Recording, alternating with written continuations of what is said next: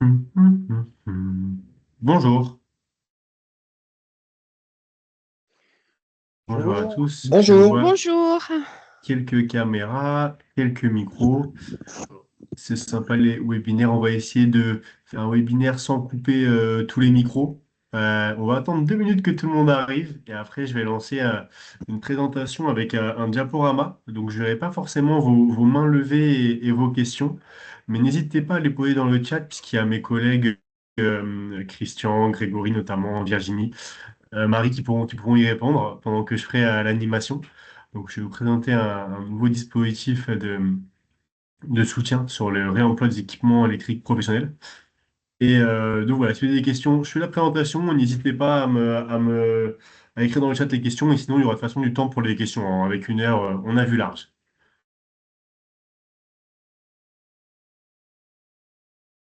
Hop. En théorie, vous devez voir mon écran. On va commencer par vérifier ça On voit bien. avec, avec une présentation, mais qui n'est pas en mode plein écran. C'est bien ça?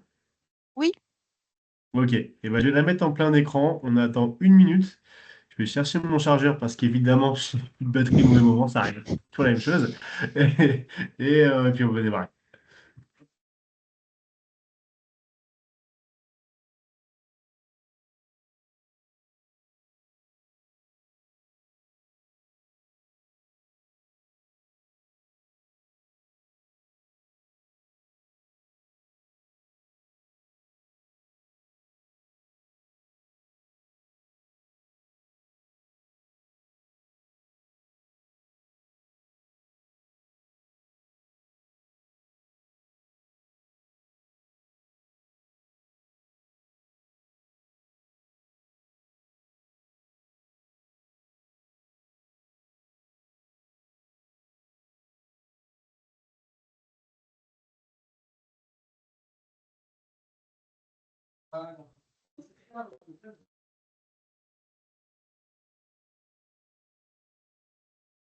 Ça se tranche.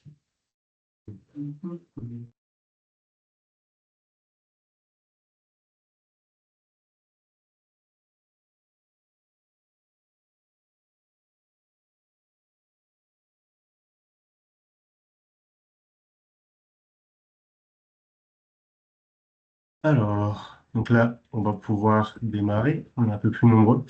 Donc, bonjour à tous. Pour ceux qui ne me connaissent pas, je m'appelle Robin, je suis à la direction technique et des affaires publiques d'Écologique et je suis en charge des sujets de R&D sur la prévention des déchets. Une prévention, ça va être les questions de réemploi et de réparation, de collecte pour éviter que ça parte dans des mauvais canaux de gestion de déchets, par exemple les équipements électriques qui partiraient à la poubelle d'ordures ménagères.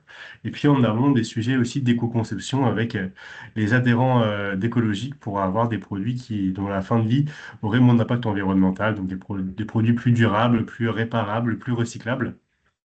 Et donc aujourd'hui, je vais vous parler d'un AMI, un appel à manifestation d'intérêt. Pour ceux qui n'ont pas l'acronyme, on utilise beaucoup d'acronymes ici. Donc AMI réemploi EE, donc pour équipement électrique et électronique professionnel. Et donc, du coup, je vais passer tout de suite au sommaire en expliquant ce que c'est cet AMI, comment y participer, puis un peu plus de détails, et enfin un bon temps de questions. J'ai écrit 0,5 questions, c'est loupé, c'est parce qu'il y a un petit 4 avec des exemples de projets éligibles à cet AMI. Mais on va passer assez vite. D'abord, un petit constat qui nous a amené en fait à cet AMI avec la direction d'écologie et mes collègues du réemploi, mes collègues des relations adhérents qui sont dans la salle, c'est que le réemploi des équipements électriques professionnels, ben, il existe, mais il dépend énormément des secteurs. Il y a des secteurs qui sont matures, il y en a dans la salle aussi, des gens notamment du secteur de l'impression, des copieurs au sens large de l'impression, même de l'IT ou des distributeurs automatiques qui sont souvent rétrofités, par exemple, pour mettre du paiement sans contact ou autre, et du matériel médical souvent à l'étranger, mais aussi beaucoup d'équipements électriques professionnels qui ne sont pas du tout réemployés, ou alors vraiment à la marge. Et nous, écologique, notre objectif, c'est de développer ce réemploi d'équipements électriques professionnels, parce qu'on a fait cette étude avec nos confrères d'écosystème et certains d'entre vous d'ailleurs, de l'ESS, des adhérents, distributeurs d'écologique, une étude qui est en ligne sur le site d'écologique, qui montre que ce réemploi est disparate et qu'on a, donc là, les chiffres, ils sont en tonnes par rapport aux mises sur le marché. Donc on a 350 000 tonnes de mises sur le marché d'équipements professionnels en 2023. Et en réemploi, c'est plus faible, notamment ceux qui sont faits par les éco-organismes, donc avec l'abréviation EEO, et, euh, et ceux qui sont dans le cadre du fonds RR qui ne signifie pas Robin Ronceret, c'est pas moi qui ai autant d'argent, c'est le fonds réemploi réutilisation.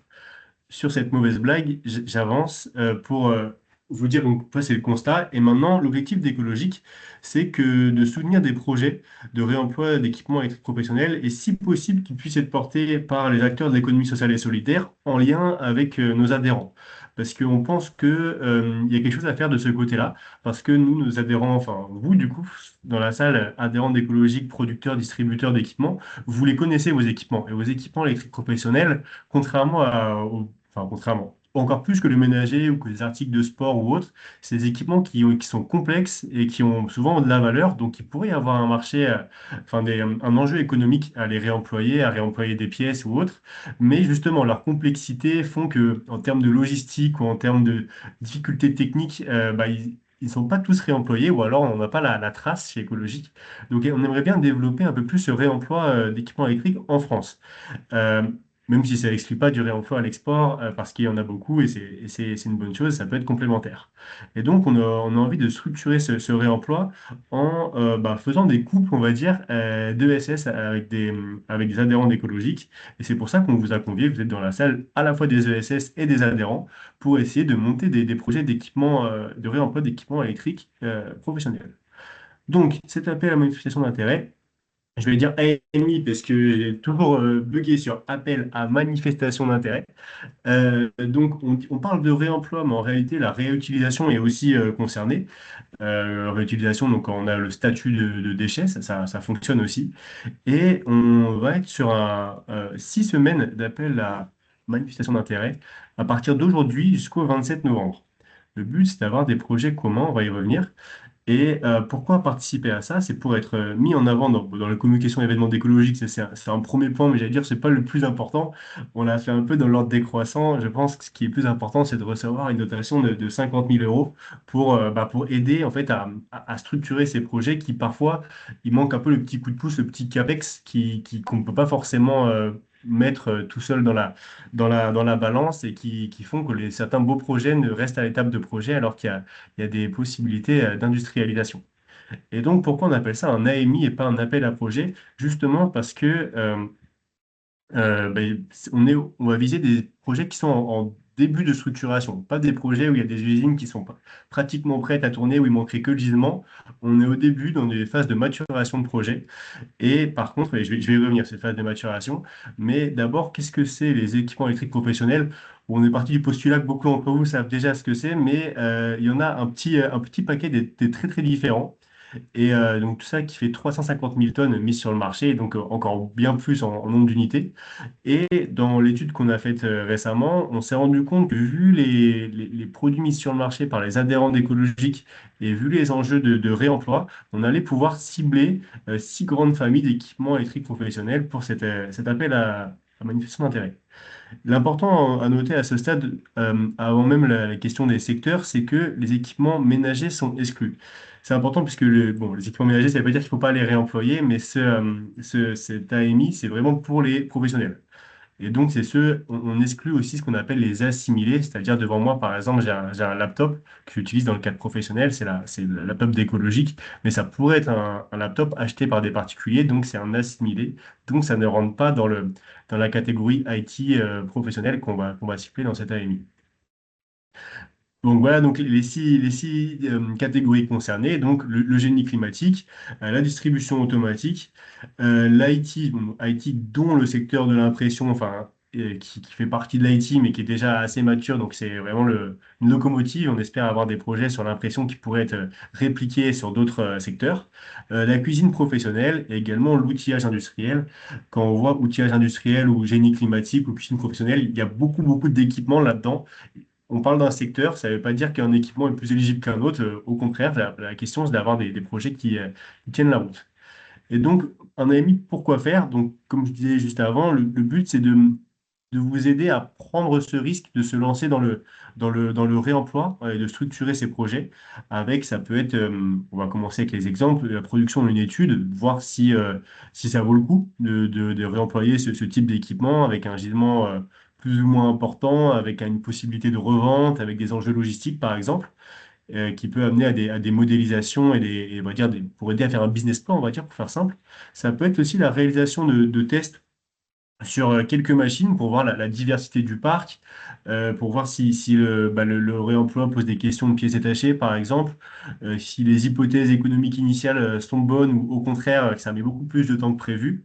Euh, et puis, ça peut être aussi des questions de recherche de partenaires parce que notre objectif, c'est quand même d'avoir un réemploi collaboratif, ce qui est valable au sens large hein, pour la R&D qu'on veut soutenir chez Écologique. Hop, une fois que j'ai dit ça, comment participer?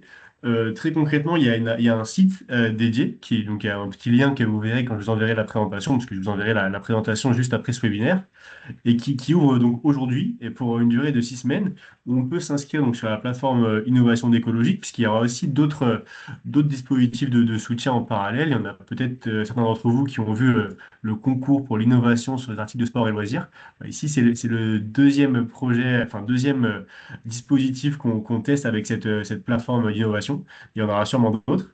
Et donc, une fois inscrit sur la plateforme qui est propulsée par Agorize, donc c'est notre partenaire, on va dire, qui font la plateforme, vous pourrez cliquer sur postuler et après, c'est parti. On remplit le formulaire de candidature où, en gros, il y a des questions un petit peu sur on appelle ça, des questions signalétiques, quoi, qui est le porteur, l'adresse mail, le téléphone, les entreprises concernées, s'il y en a plusieurs, et ensuite une possibilité de faire des projets collectifs. Si vous êtes plusieurs entreprises différentes à faire un projet, il peut y avoir une candidature, il n'y a pas besoin de candidater tous en parallèle. Il faut qu'il y en ait un qui candidate et qui vous invite. On va y revenir. Ensuite, comme pour beaucoup de dispositifs de soutien comme ça, il y a une question de jury. On va revenir sur les critères de sélection dans quelques minutes. Et enfin, résultat de l'AMI et lauréat avec une dotation en 2 temps, donc 50% en début de projet. Donc l'idéal, ce serait d'ici la fin de l'année, en ne tardant pas sur les contrats, et 6 mois plus tard, à la remise du rapport final, la deuxième tranche. Vous allez me dire, 6 mois, c'est assez faible.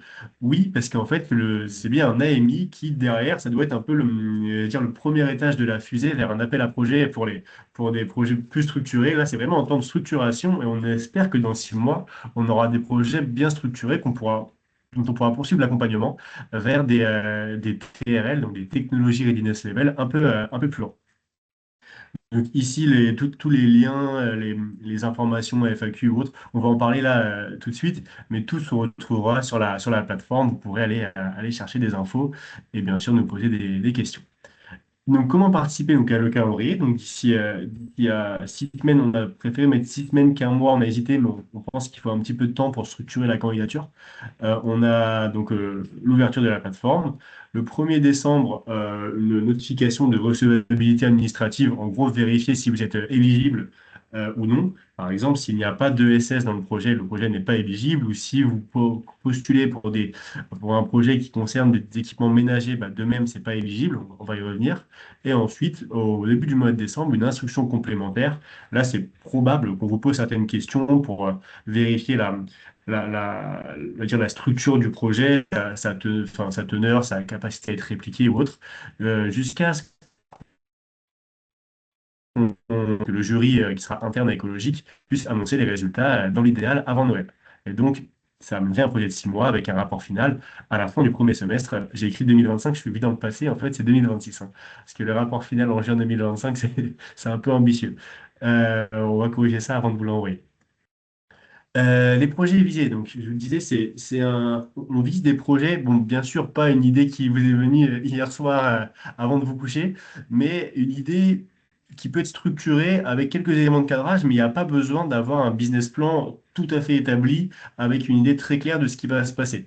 Les projets qui sont visés à ce stade, c'est des TRL, donc Technology Readiness Level de niveau 2, donc on va de 1 à 9 9, c'est qu'on a une usine. 1, c'est qu'on a une idée. Et le but, c'est de monter en TRL dans les 6 mois où le projet sera soutenu. Donc, on vise un TRL de 2 à 5 au début et à la fin de 5 à 7. Donc, si on passe de TRL 2 à TRL 5 en 6 mois, c'est bien. De TRL 5 à TRL 7, c'est bien. Si on passe de 5 à 5, c'est qu'on n'a pas progressé, donc c'est pas souhaitable. Euh, une question qu'on va sûrement nous poser, puisqu'il y a du réemploi à l'étranger, est-ce qu'on peut préparer au réemploi en France et ensuite expédier à l'étranger parce que c'est là qu'il y a des marchés? Oui, pourquoi pas. L'important, c'est qu'il y ait une forme de compétence qui se développe ici en France et que si les marchés sont plus larges, ça ne doit pas être bloquant. L'important, c'est qu'on soit capable techniquement, économiquement, d'avoir du réemploi de ces équipements. Robin, Et oui. il y a une question, peux-tu redonner la définition de TRL? Oui, TRL, je l'ai écrit, je pensais l'avoir écrit sur cette slide, je l'ai écrit après. TRL, c'est Technology Readiness Level. Donc, c'est la maturité technologique. Le niveau de maturité technologique, littéralement, c'est en gros, on dit technologique, mais c'est le niveau de maturité d'un projet. Entre un, c'est juste j'ai une idée et je commence à y penser. Et 9, j'ai une usine qui tourne, tout fonctionne et enfin, je fais du développement toujours, mais la phase de recherche est terminée. Mon truc fonctionne et il est pérenne, on va dire. Voilà ce que c'est le TRL, mais je le remettrai, hein. Je pensais l'avoir mis ici. Je pense que c'est plus tard dans les slides, mais j'ai parfois inversé des slides et donc j'ai pas défini précisément ce qu'était le TRL. En tout cas, vous avez ici de 1 à 9 les TRL. Et donc, en tant que porteur de projet, vous êtes autorisé à déposer 2 candidatures. En réalité, on suppose que vous n'allez pas en déposer 10 000 dans tous les cas, mais le but, c'est de se focaliser sur un projet, de ne pas candidater à tout va. Euh, et après, par contre, on n'aura qu'une seule récompense, c'est-à-dire si vous candidatez 2 fois, vous pourrez gagner une fois, mais pas deux. Hop, l'ai mis en détail. Donc l'origine, en fait, je vous en ai déjà parlé, hein, c'est des équipements qui sont parfois difficiles à réemployer alors qu'il y a un enjeu. Et donc on aimerait bien allonger la durée de vie de ces équipements professionnels dont la durée de vie est variable. Donc je vous ai parlé de l'étude en début de webinaire. Si ça vous intéresse, on pourra vous l'envoyer. On a quelques données sur la durée de vie, sur le tonnage collecté, et on pense qu'il y a un enjeu au réemploi par les ESS et notamment avec des offres de reconditionnés, parce que comme on est sur des équipements de professionnels, autant la vente en l'état, ça peut fonctionner sur des équipements ménagers, dans des ressourceries ou des Emmaüs, par exemple, autant pour des professionnels, sans un reconditionnement minimal, ça nous semble un peu plus compliqué.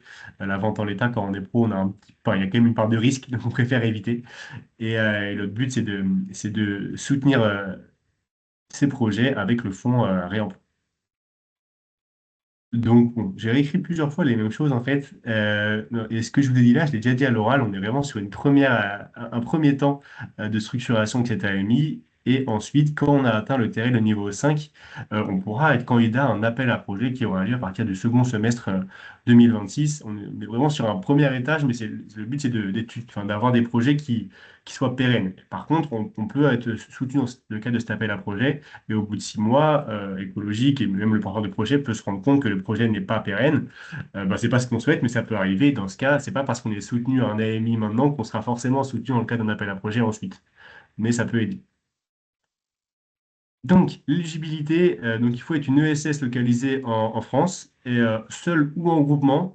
J'insiste sur le seul ou en groupement. Nous, on préfère vraiment, vraiment, vraiment, et ça va transparaître dans le cadre des critères de sélection, avoir un mix on va dire des compétences, d'avoir des ESS qui ont la main-d'œuvre, qui ont on va dire une structure logistique et une vocation aussi sociale, qui puissent mettre la main à la pâte, entre guillemets, mais aussi des producteurs adhérents qui connaissent leurs produits parce qu'ils les ont conçus, vendus, et donc qu'on puisse avoir un lien entre on va dire, nos différentes parties prenantes et pour avoir des projets qui tiennent la route dans le temps. Par contre, bien sûr, en tant qu'ESS candidate, il faut avoir un contrat écologique. De même, il faut être adhérent d'écologique pour faire partie de ces projets-là. On ne va pas soutenir des producteurs d'équipements qui seraient chez notre confrère d'écosystème. Mais par contre, eux le font aussi par ailleurs. Éligibilité 2. Donc, la dotation, elle est volontairement assez vaste. On ne dit pas il faut absolument que vous cherchiez ci ou ça. Il faut que l'argent serve à développer ce projet de réemploi.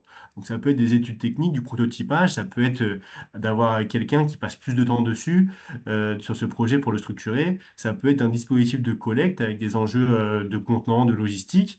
Ça peut être une mesure d'impact. Donc, tout ça est un peu complémentaire. D'ailleurs, en général, pour ce type de projet, il faut un petit peu de tout ça. Mais on ne veut pas restreindre les possibilités. L'objectif, c'est de soutenir un projet qui semble tenir la route. Et un projet qui tient la route, c'est aussi un projet où il y a une communication et un réel impact. Donc, c'est pas seulement des essais techniques purs et durs. Et donc, l'un des atouts de cet AMI, c'est justement de pouvoir travailler entre ESS et adhérents écologiques, ce qui fait lien avec ma propre profession, parce que là, je travaille à l'éco-conception d'un côté et au sujet de réemploi et de réparation de l'autre. Hop. Comment ça se passe niveau... On reste d'abord sur la partie financière, mais après, on va parler un petit peu technique. Donc, première tranche, un acompte de 50%. On dit 50 000 euros hors taxe. En réalité, on se réserve le droit de donner un petit peu plus ou un petit peu moins selon la maturité et l'ambition des projets. 50 000 euros, c'est un ordre de grandeur. C'est ça qu'on vise, mais c'est pas fixe dans le règlement. D'ailleurs, le règlement sera accessible sur la plateforme et je vous en reparle dans quelques minutes. En tout cas, les 50% en fin de projet sont conditionnés à un rapport final qui doit être structuré. On vous transmettra un modèle pour qu'on puisse juger et comparer certains projets, de voir si sur certains indicateurs, on va dire, il y a des faisceaux d'indices positifs ou non quant à la faisabilité, la pérennité industrielle du projet. Donc là, rapidement, on a dit, on ne soutient pas forcément une dépense plus que l'autre. Ça peut être des frais de personnel, sous-traitance, équipement, formation. C'est assez ouvert. Maintenant, passons, donc vous êtes sûrement convaincu, au dossier de candidature.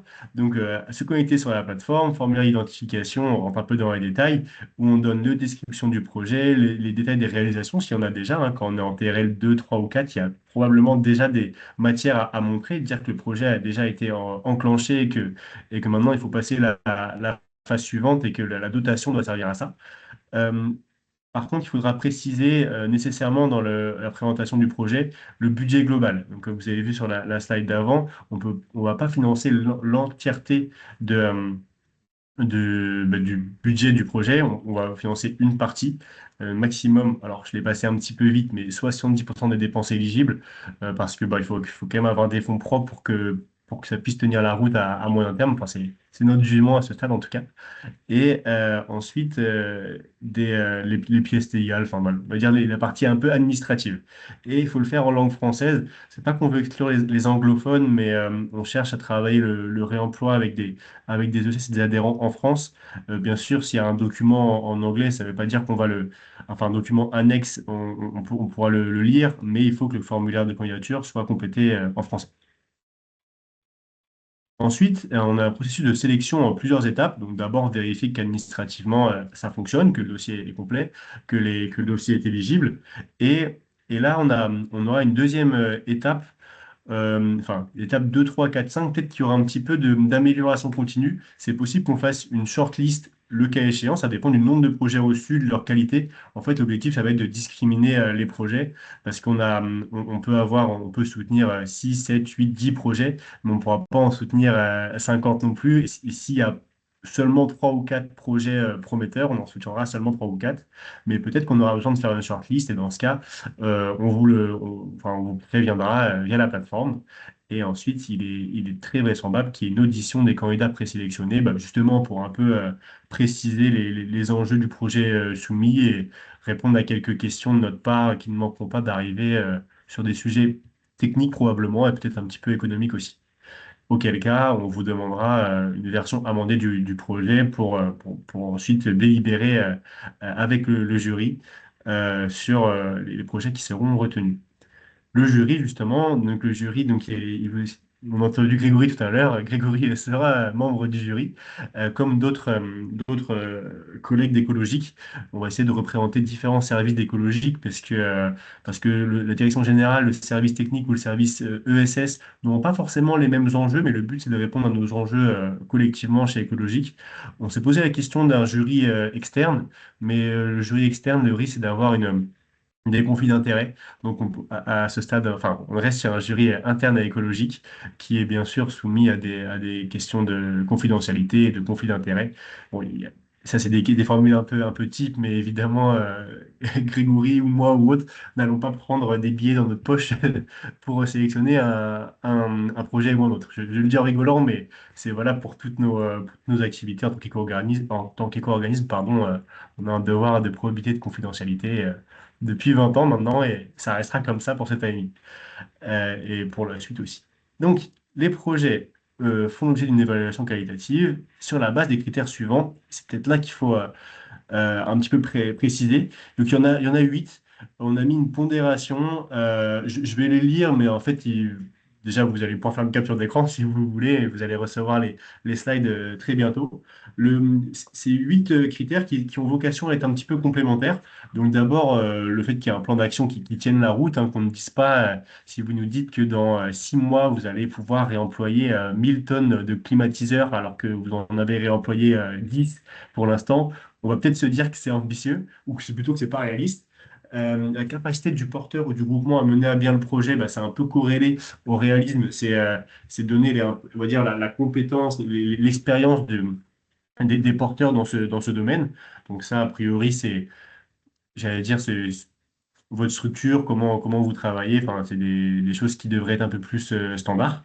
La cohérence technique et financière, bon, en gros, c'est vaut mieux être transparent sur la partie financière, dire les dépenses réelles, la cohérence entre ce qu'on cherche à atteindre et le coût que ça a. Parce qu'on a déjà soutenu, enfin, on a déjà fait d'autres AMI, d'autres appels à projets, et vous aussi probablement. Et il faut qu'il y ait une adéquation entre les dépenses et les résultats. Donc, on ne demande pas 50 000 euros pour demander 50 000 euros, il faut voir ce qui va en découler. L'impact potentiel du projet, bah, il n'est pas demandé de faire d'ailleurs, j'ai un peu copié-collé mal. Il n'est pas demandé de faire une ACV complète et détaillée pour dire que ça, on va gagner tant de points de CO2 ou tant d'énergie grâce à ce projet, mais donner le nombre d'emplois qui vont être créés, donner les questions, enfin, l'impact environnemental, ça peut être l'allongement de la durée de vie induit par rapport à votre expérience auprès de clients similaires ou auprès de nos adhérents, justement, qui savent la durée de vie de leurs produits.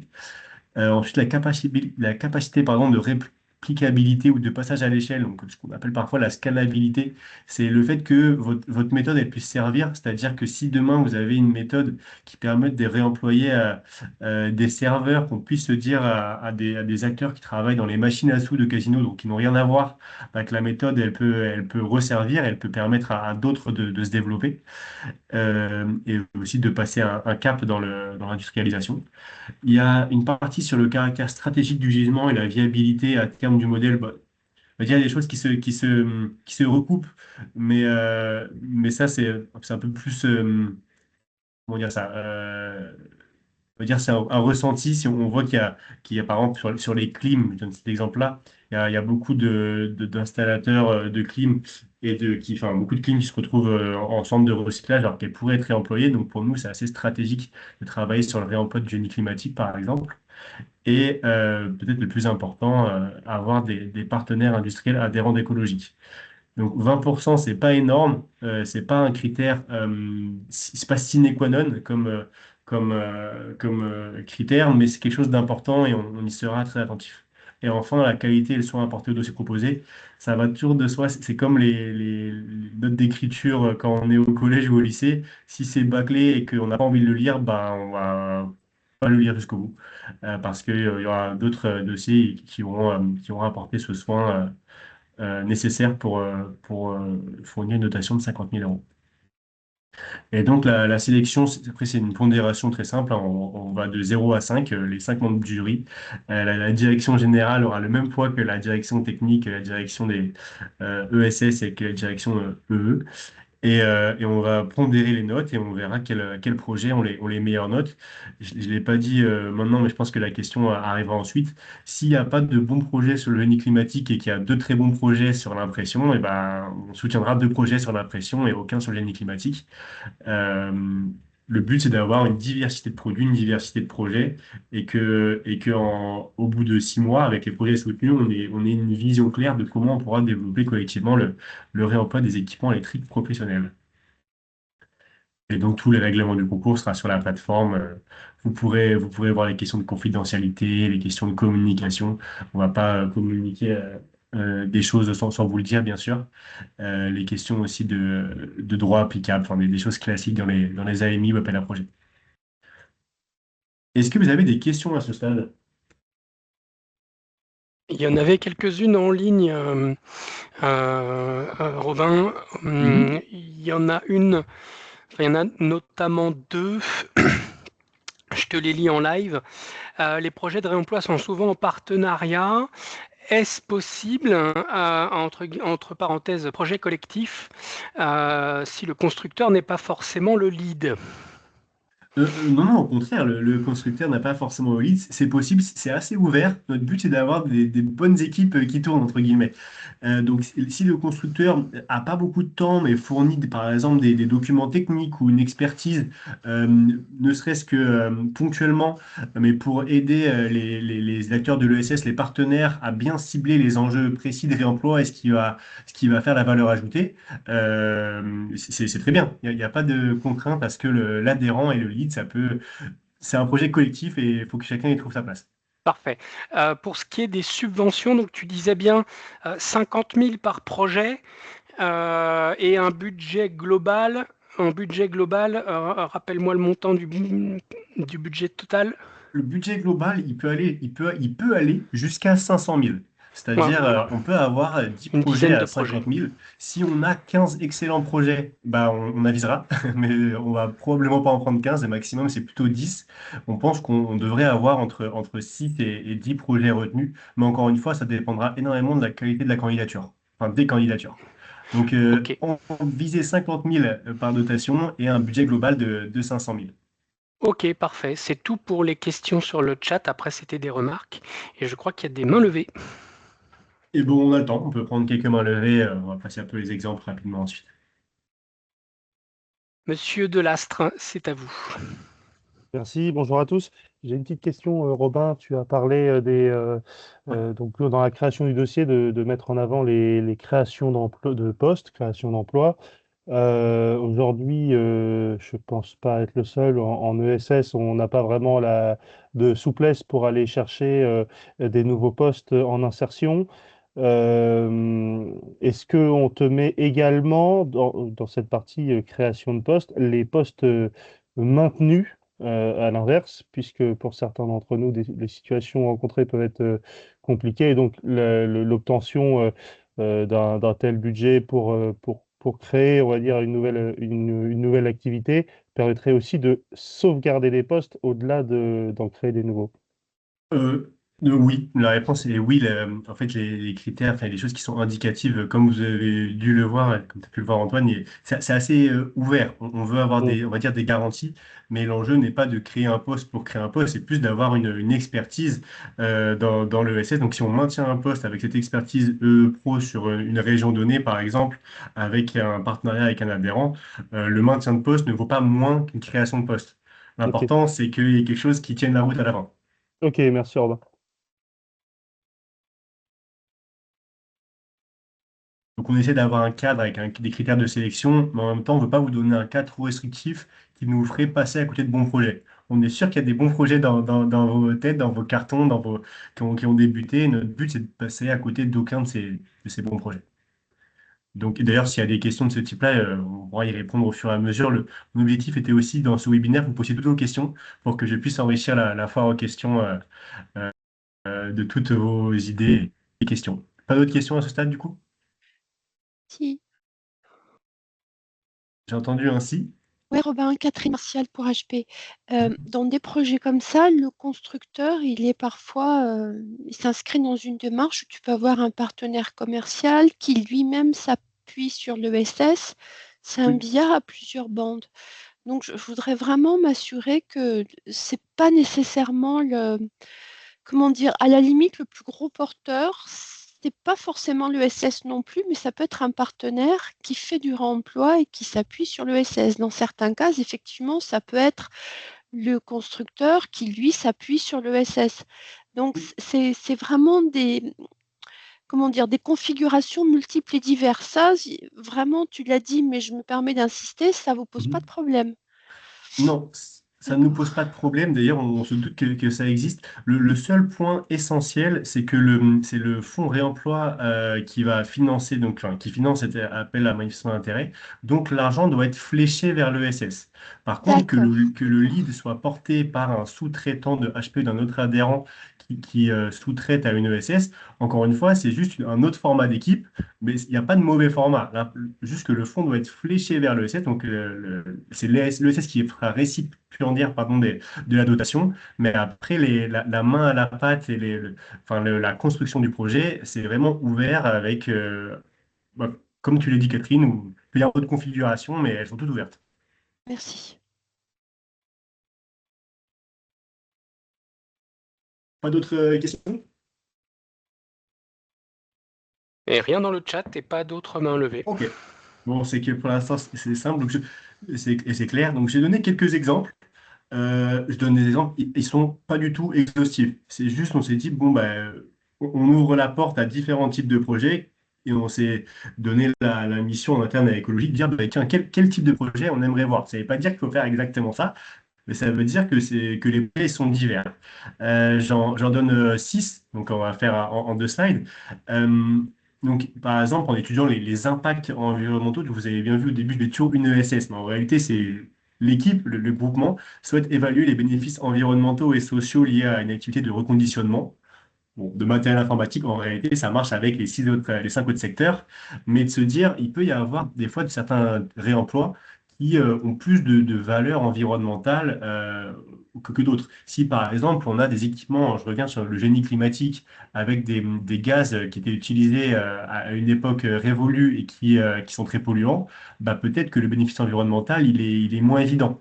Euh, donc, étudier les bénéfices pour s'assurer que certains types de clim, par exemple, font plus sens que d'autres à être réemployés. Idem pour du matériel informatique où, par exemple, les mises à jour logicielles ou d'autres mises à jour un peu techniques font que le réemploi est plus ou moins possible. Ça fait partie des projets éligibles.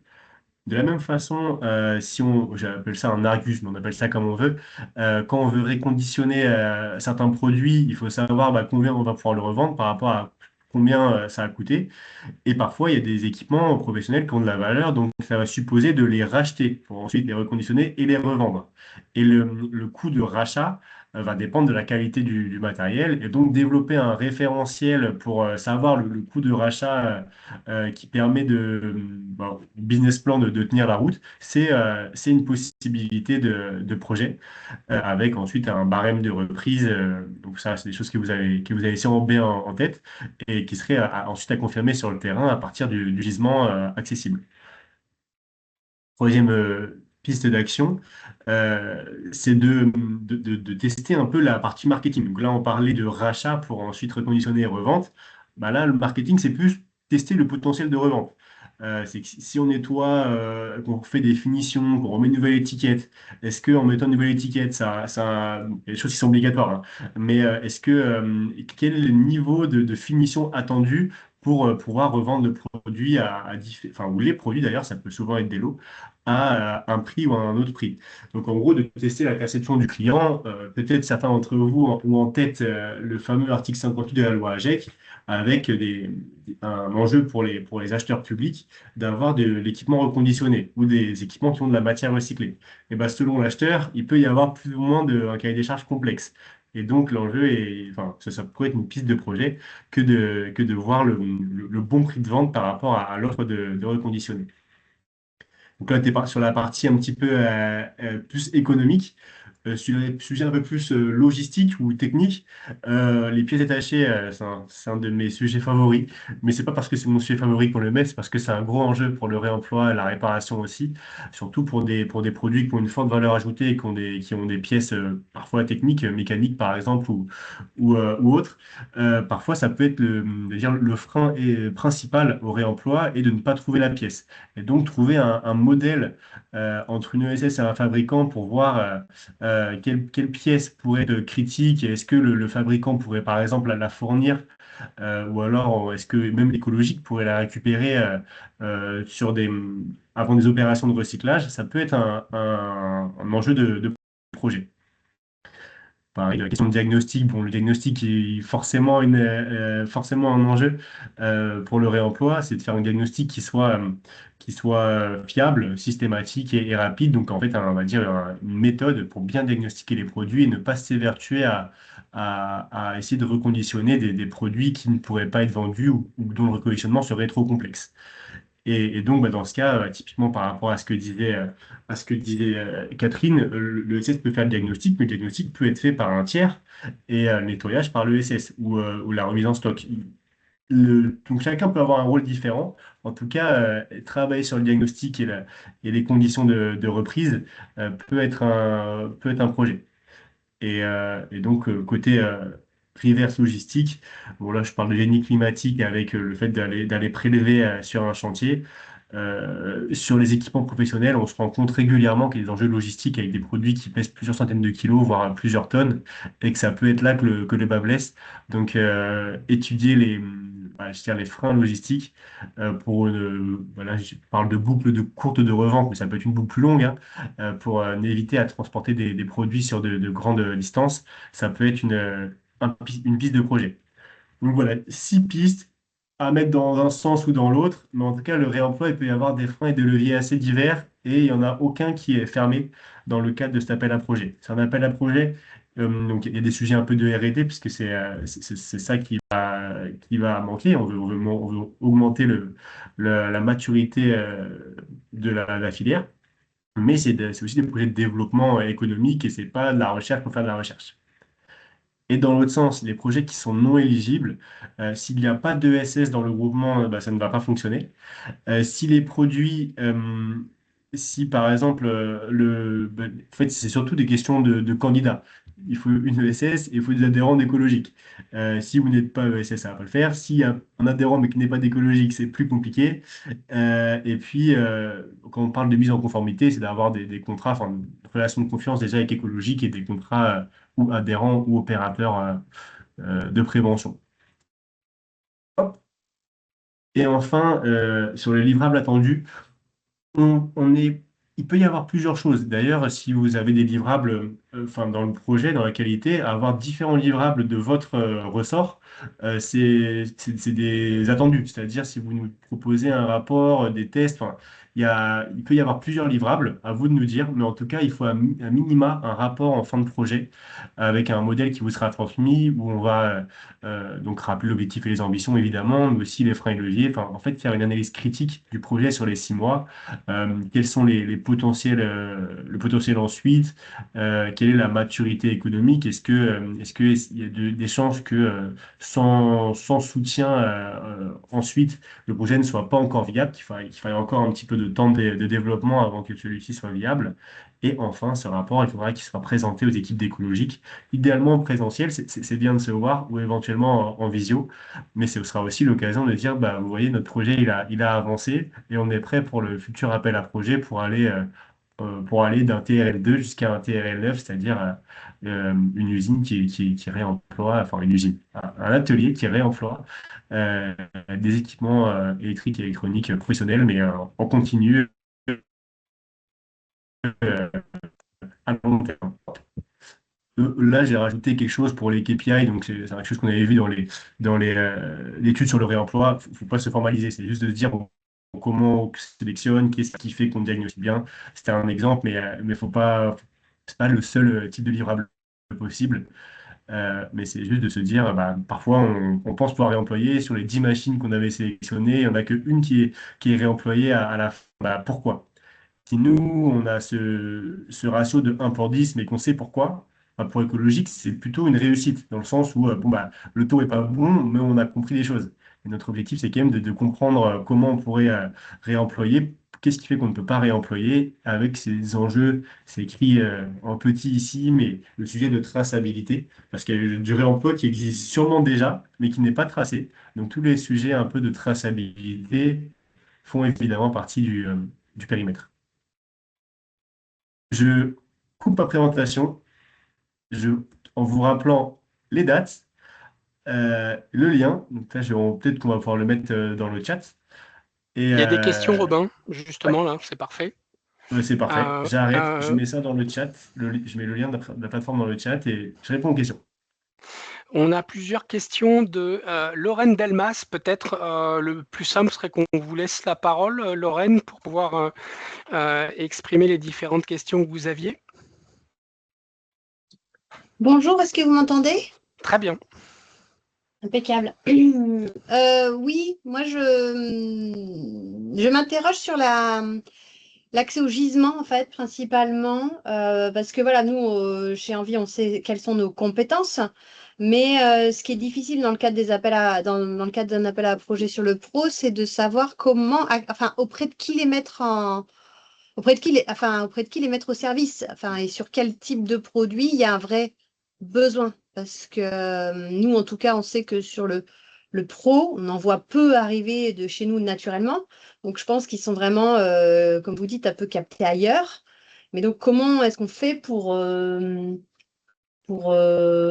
identifier les besoins en termes de, bah, tiens, il y a peut-être des entreprises qui chercheraient quelqu'un pour faire le travail, mais qui ne savent pas comment le trouver. Enfin, voilà. Donc, c'est cette partie mise en relation. Est-ce que vous êtes capable de la faire en amont de l'AMI ou pas du tout? Voilà, je Alors, ne il y sais a pas la si question de c'est la très mise en clair. relation et du gisement. Je pense que j'ai compris la question, mais il y en a plusieurs en une. Donc, je vais essayer d'y répondre enfin, aux deux un peu en différencié, même si elles peuvent être liées.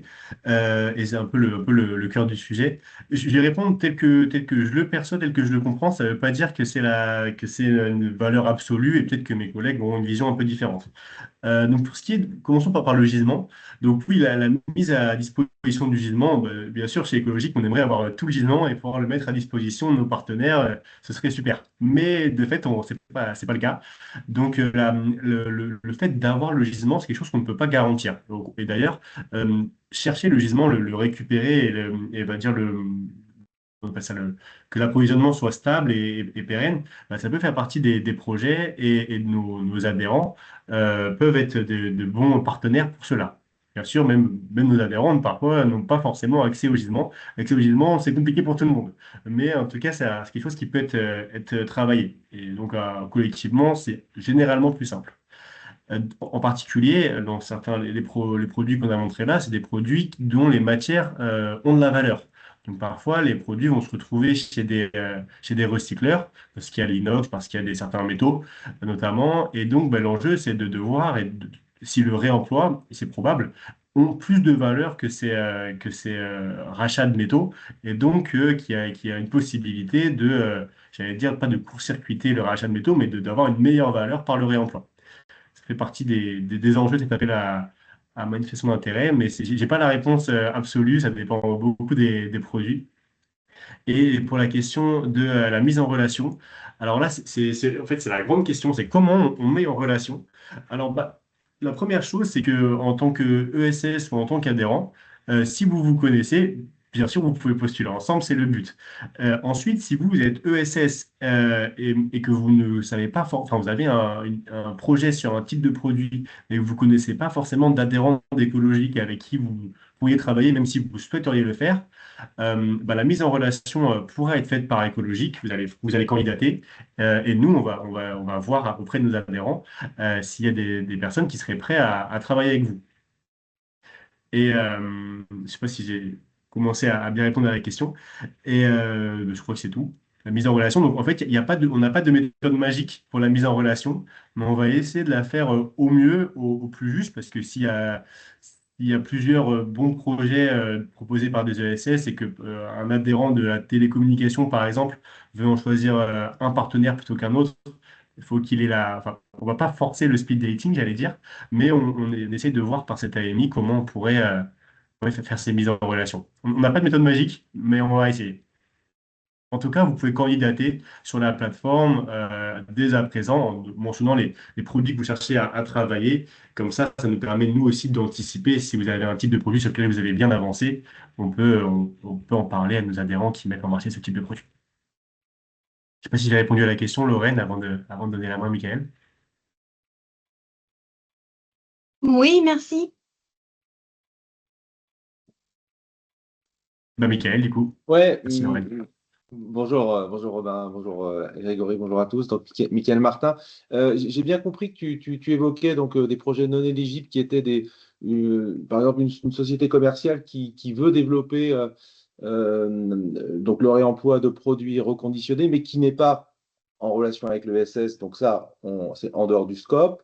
Le même cas avec une société commerciale qui est en relation avec une ESS naturellement, qui va récupérer des produits des 3E Pro, enfin E3E Pro de différentes marques.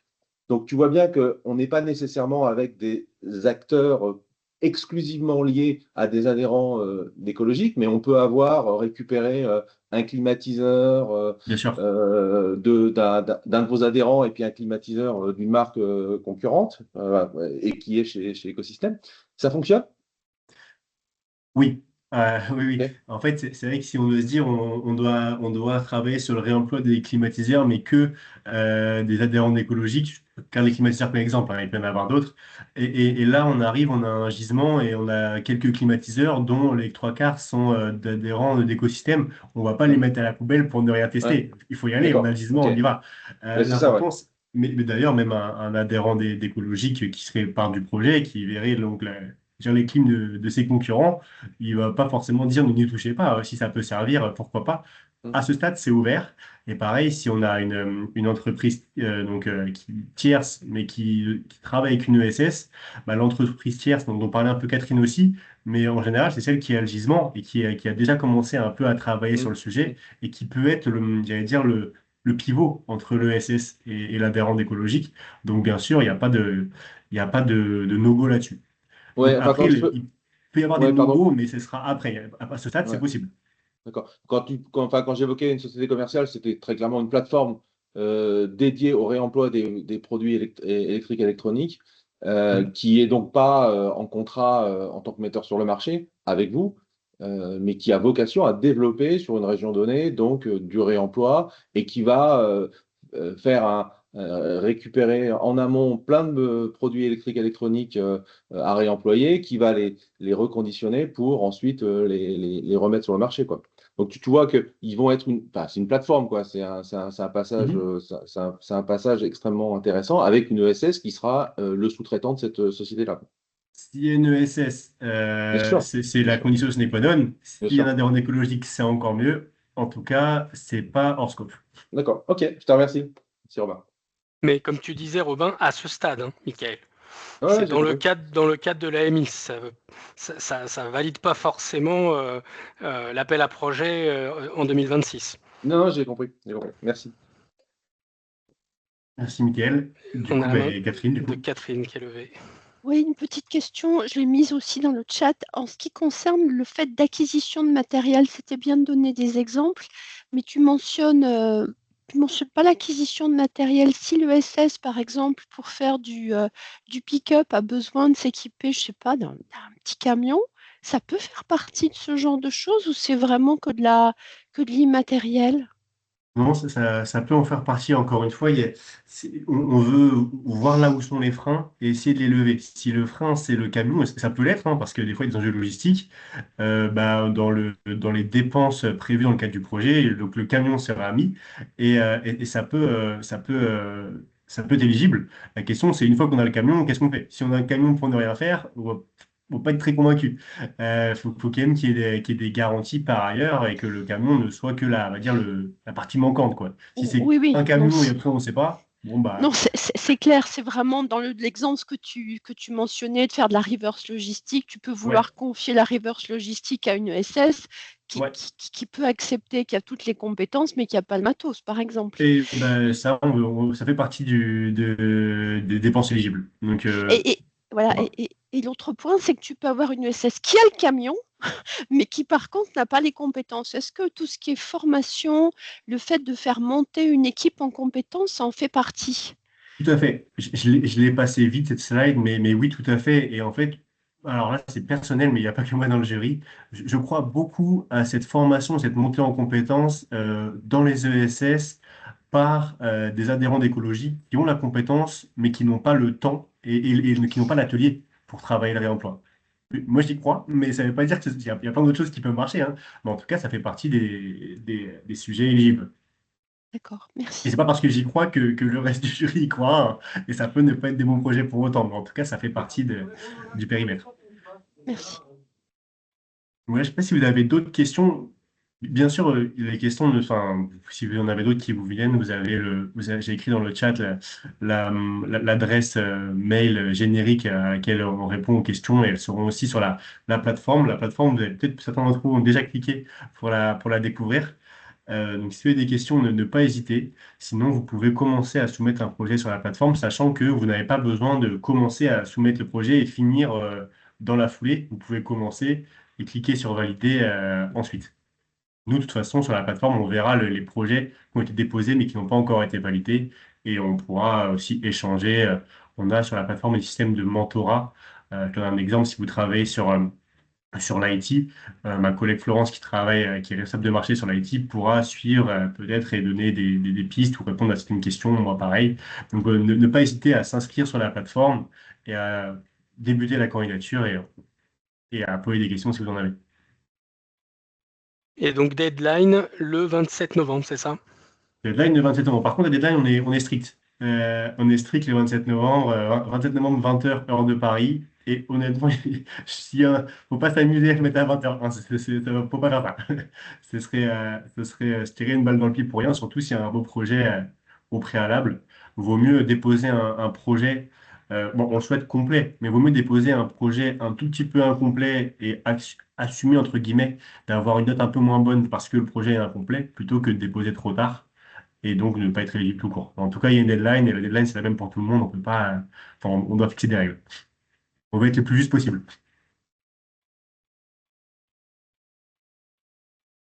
Pas d'autres questions? Non, a priori. Eh ben, c'est tout bon, on est dans les temps alors. On vous remercie pour votre temps. On vous enverra la présentation là sans délai, hein. Je pense d'ici demain, j'avais quelques coquilles parce que je fais toujours mes présentations à la dernière minute et que j'ai fait ça tôt ce matin et j'avais pas bu assez de café. Mais on vous envoie ça très rapidement et on vous remercie par avance pour les beaux projets que vous allez pouvoir nous proposer. Merci, bon après-midi. Merci Merci à beaucoup. tous. Merci. Au revoir.